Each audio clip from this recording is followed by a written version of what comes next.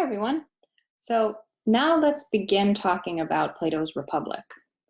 Plato's Republic is a massive, massive piece of writing.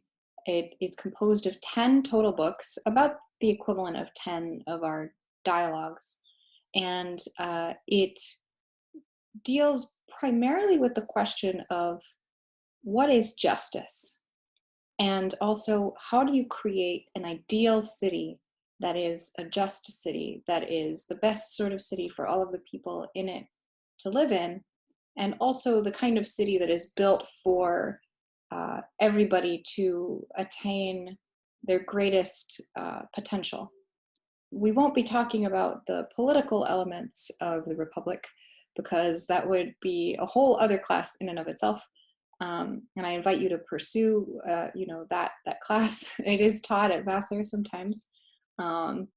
But we will be focusing on the parts of the Republic that talk about a lot of different elements which relate to the conversations we've been having since we started Plato. The Republic is often thought of by scholars as kind of the epitome of Plato's writing. It sort of summarizes, puts together, links all of these different elements in Plato's writing. Now, for my own part, I don't know that the Republic is my favorite of Plato's works, but it is certainly one of his most complex, and it's very worth diving into. So let's get started. Now, for today's session, I've mostly asked you to read sort of the middle chunk of the Republic, approximately books 5, 6, and 7, or sections of them, where the forms and the idea of the forms is highlighted in the Republic. But I will, in my lecture, give you a little bit more background than what you were required to read, simply because, being right smack dab in the middle of this very long piece, I want to make sure that we're not missing any perhaps helpful context. So one of the things in particular that I want to highlight that is relevant to our talking about the Phaedo last week is that in book 4, which I didn't ask you to read, Plato sort of elaborates a theory of the soul and the structure of the soul. And this is going to help inform us about what the best sort of soul looks like. What is the best kind of person built like? And this is a frequent concern of Plato's, and it's also incredibly relevant to our overarching question, which we started our Plato unit with, which is, can virtue be taught? So in book 4, he lays out this theory that the soul has 3 parts. And this might sound familiar because our Pythagorean philosophers also like to say that the soul had 3 parts. So what are the 3 parts of the soul for Plato? Well, there's the appetitive part, the rational part, and what he calls the spirited part. So the appetitive part is the one that's responsible for things like hunger, thirst, desire, and Plato characterizes this as the irrational part of the soul.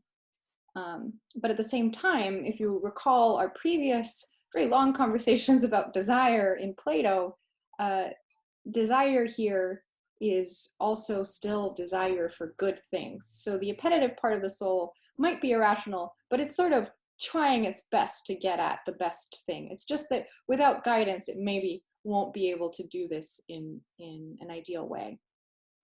The second part of the soul is the rationally calculating part of the soul, or the deliberative part of the soul. And that's the one that's responsible for choosing the best thing. So that's the part that's supposed to be like contemplative and deliberative.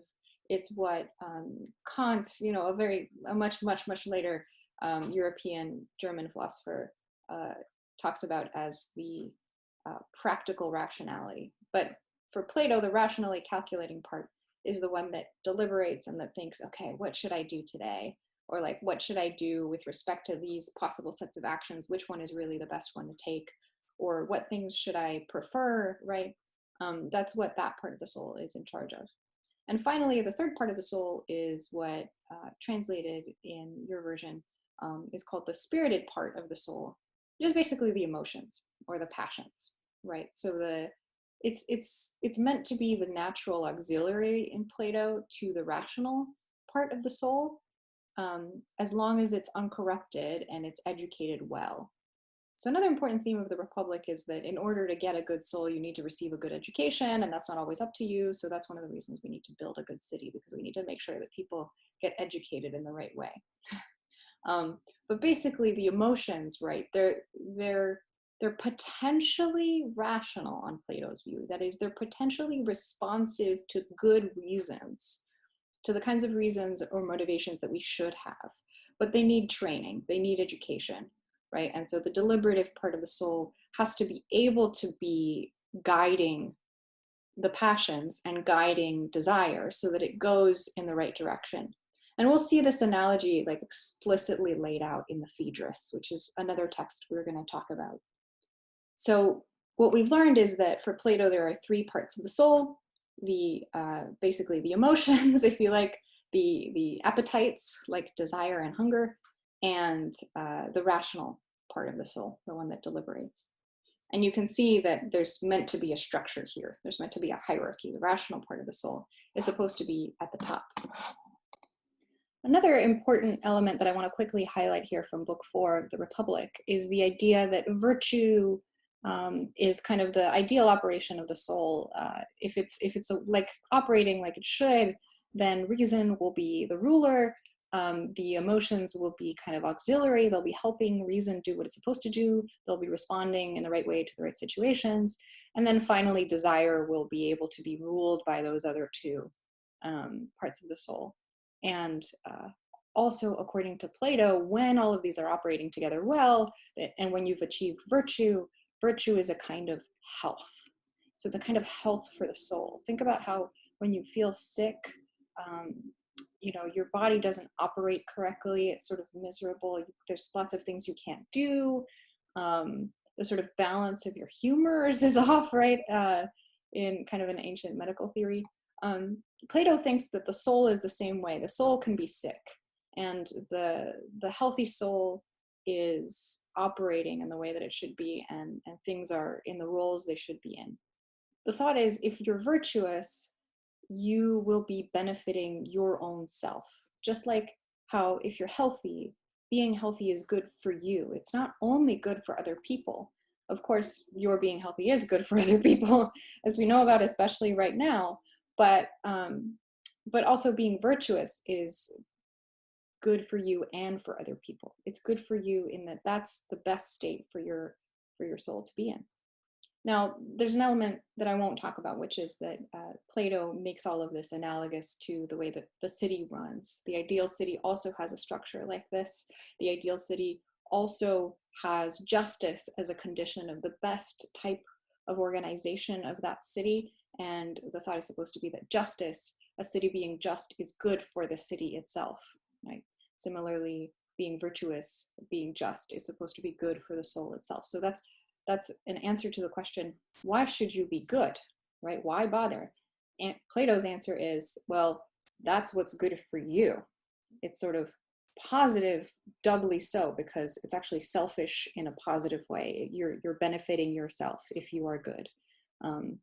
Unbeknownst to you, being bad is actually harmful to you, so don't be bad. Now we turn to Book 5. Book 5 is about many things. One of the things it talks about is gender equality, which is sort of a nice highlight, and it's always nice to point out. Plato believed that it was just as possible for women to run a city as for men, and he thinks it's important that all of the people in the city receive an equal opportunity to be educated for this purpose. But he sort of predicts that there will probably end up being slightly less women than men who end up being good rulers of the city just because of kind of the natural character or something, but he thinks everybody should be able to get a chance. And that's a nice thing to highlight. But Book 5 is also about a different problem, which continues through the next couple of books, which is the problem of when we imagine an ideal city, how do we know we can make it happen, right? And this is still a contemporary political problem for us. We often are presented with seemingly unattainable ideals. Like, think about the debate in the United States right now for socialized healthcare, that is publicly run, publicly funded healthcare for everybody. This can often seem like a very unattainable ideal, in that it would require everybody to agree with each other. It would require there to be enough money from the right sorts of sources to run it. It would require coordination between lots of different government departments. It would require a departure from the current system. Maybe certain people wouldn't be able to make a living out of what they make a living out of now, or something like that. So basically, it would require wide social upheaval, and that might cause you to say, wait, doesn't that mean that this is merely an ideal? It's completely unattainable. Why even consider it? Plato has kind of a similar problem when it comes to his ideal city, except, like several orders of magnitude larger, because he wants to reformulate the entire society from the ground up. He wants Athens to be a completely different city from what it is. That would be his ideal, because it needs restructuring from the level of education to the level of family structure, to the level of, how to compose the army, to how the government should be run. Basically, every single social institution is one that Plato thinks needs reformulation for the ideal city. And he's sort of aware that his ideal city will never come to be. But this is why the question arises. Why do this ideal political theory in the first place? Why not be a realist? And Plato's going to defend that view. Now, the content of his defense isn't our main topic of concern, but in order to defend the ideal, he ends up having to talk about his particular form of idealism, that is, about his theory of the forms. And that's kind of where our inquiry steps in for our purposes in this class. One way that we end up here isn't just because we're thinking about ideals. Okay, when we ask, is it even possible to build the ideal city? Socrates in Republic 5 says, well, we were sketching a model of the ideal city. We were sketching a model of justice. We might not be able to get there, but we can approximate it. And let me tell you how we can approximate it. How can we work toward that? The answer is going to turn out to be, for Plato, and bear with me now, it's going to sound really narcissistic, but it's not because I believe this theory. He says we need philosopher kings. You heard me right. We need philosopher kings to run the city. That's his response. The best way to begin to approximate the ideal city is to get people who love wisdom to be the rulers of the city. Now, this sounds like a crazy and wild theory, depending on how you read it, because of course, in the modern day, you think about putting a philosopher in government, and you don't necessarily think things are going to end up going well, right? Philosophers are really good at asking lots of questions and never necessarily deciding how things should go, and so you might think that would be a very inefficient government.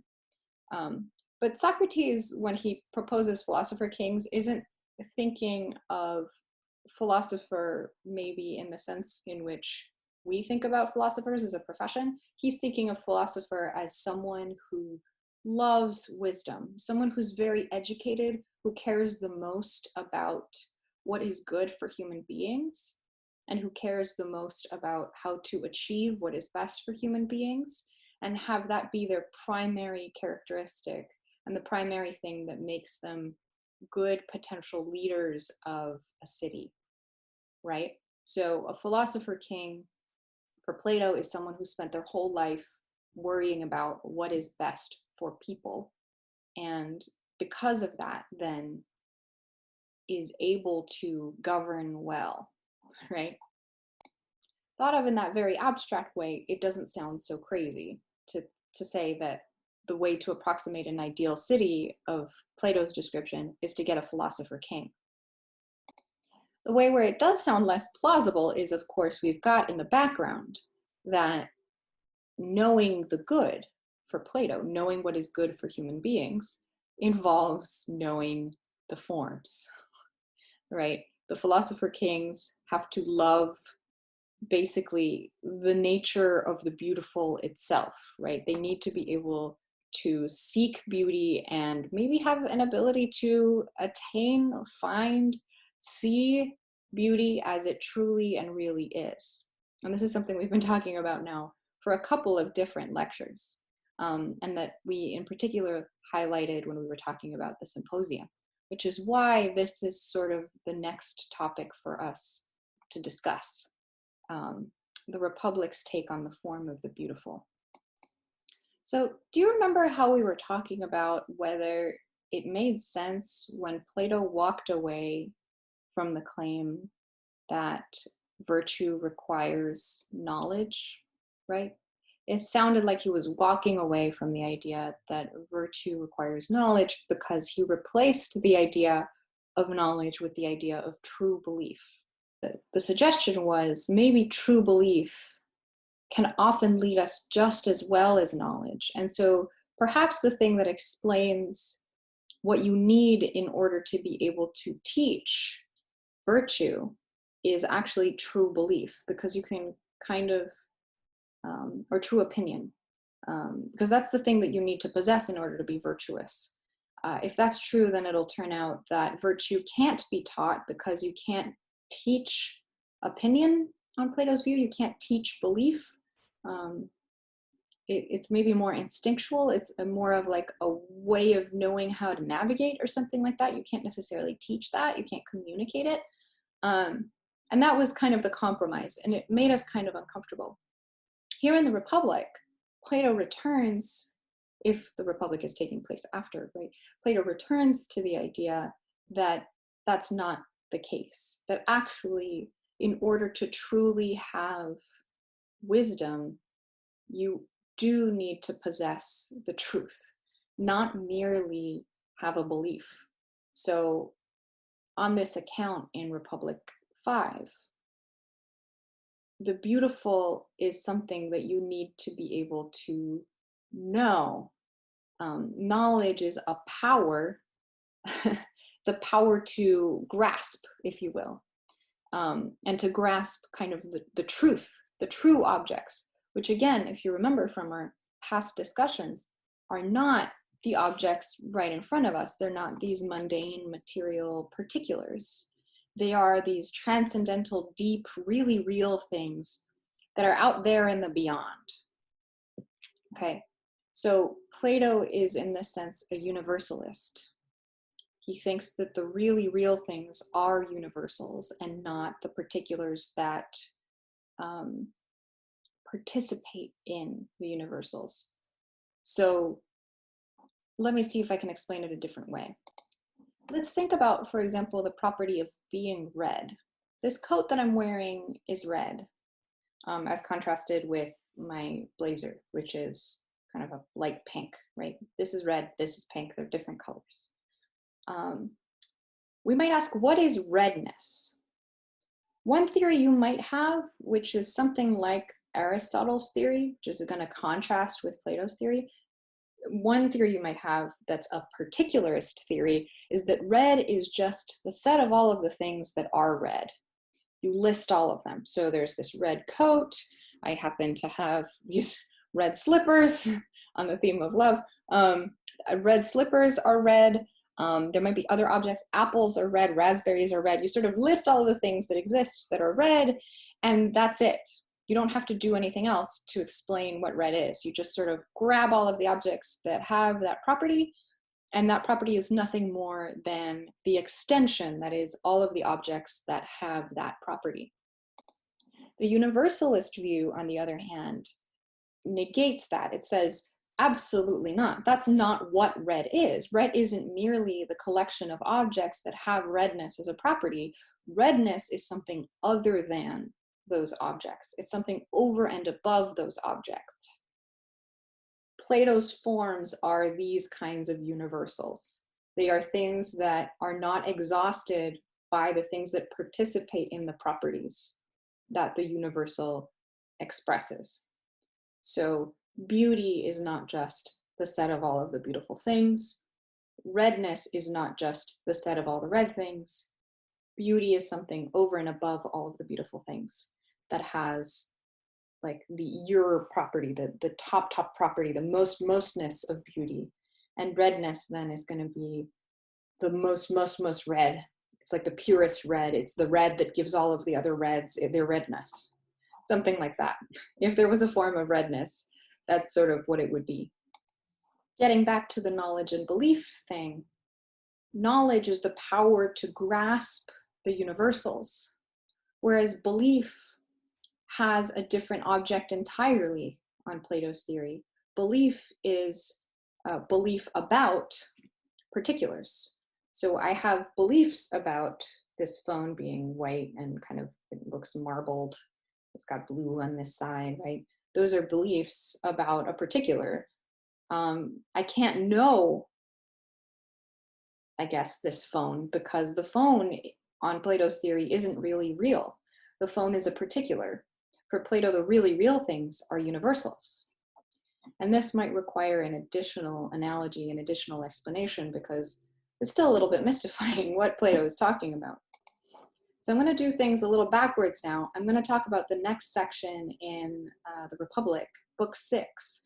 I'm going to talk about the analogies given at the end of this book to describe the forms. And then I'm going to double back and explain Socrates' argument for why it is that a good ruler needs to know the forms.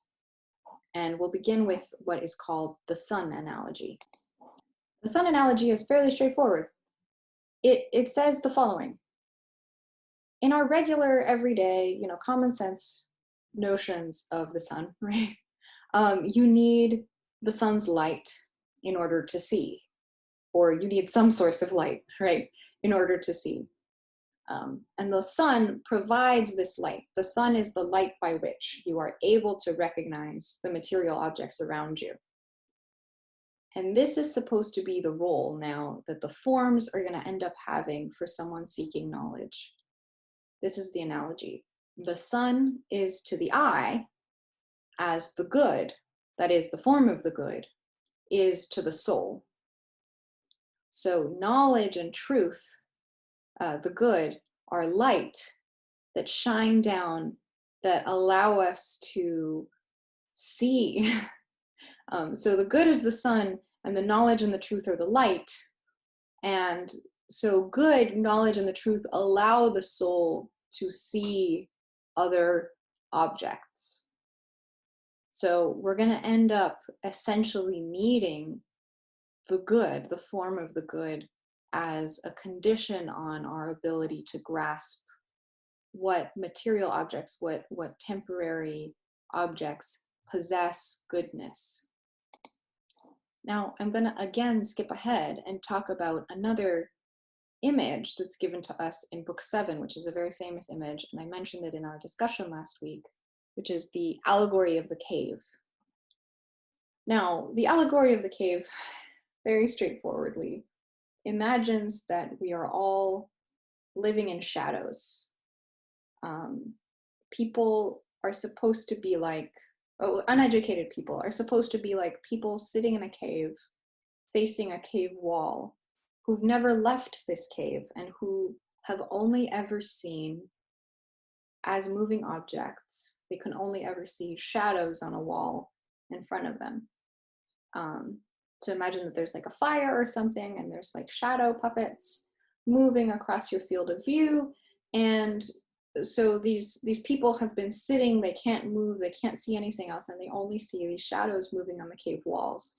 Shadows of, say, horses running, shadows of people having battles, shadows of, I don't know, like a little fox or something in the meadow. It's like a big shadow puppet based projection screen, and this is all they've ever known. This situation is supposed to be analogous to the situation of the person who doesn't realize that the really real things are these universal forms. So they're living in the shadows. And going back to the cave, in the cave, what would be best for people to do is to stand up and turn around and realize that the objects that are the real objects that maybe potentially would produce these shadows that we think for our whole lives are the real things. The real objects are actually outside of the cave. They're frolicking around in the sun. They're three-dimensional. They're astonishing real objects. And if we were to be able to leave the cave, we would immediately recognize that. But we're all stuck in the cave. So Plato writes Book 7 kind of trying to illustrate that virtue is about being turned to look in the right direction. and being potentially able to see the right thing.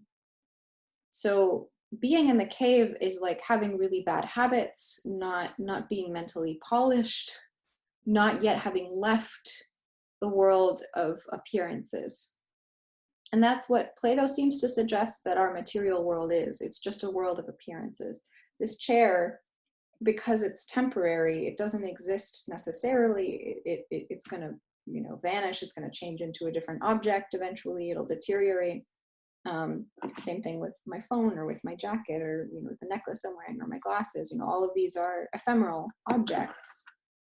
If I were to think about things like Plato's ideal philosopher, I would come to realize that the really real things that are dazzling and outside of this cave in which I'm only seeing shadows of these objects, the really real objects are the forms. And they're outside in an even brighter sun than the sun that shines in our sky on this material plane.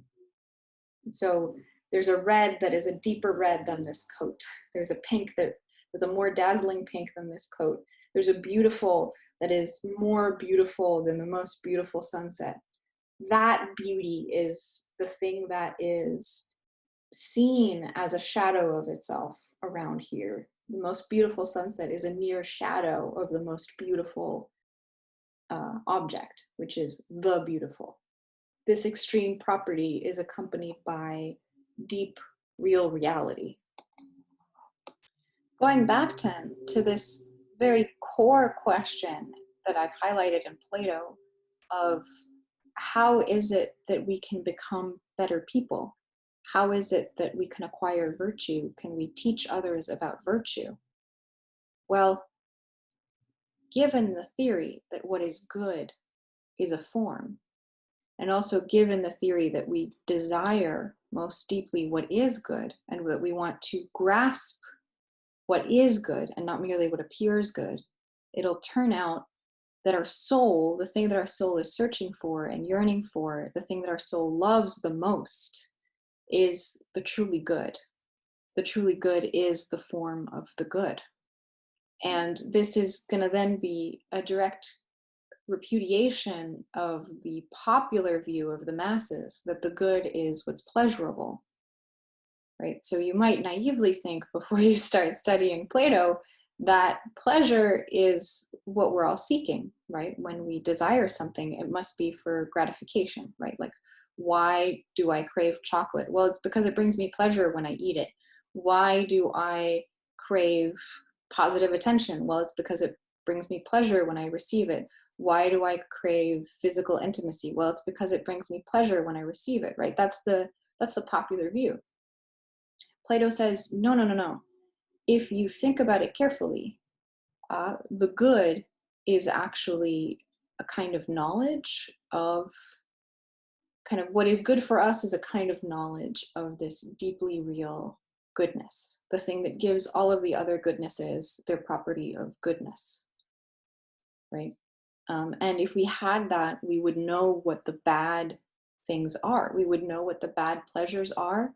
We would know what sorts of objects will lead us astray and hurt us inadvertently, that will disorganize our souls, and that will harm both us and others. Like Alcibiades, who doesn't know himself, if we knew ourselves and truly knew our desire and truly knew that what we were seeking isn't just, say, a particular person's approval or a temporary pleasure that arises from a material object, if we deeply knew that what we want is something transcendent, we would be better able to find things that were truly fulfilling for us.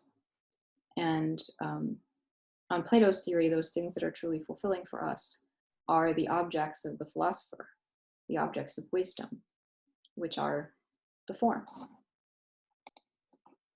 All right, so that's all the time we have for today. Thanks for joining me and talking about the Republic.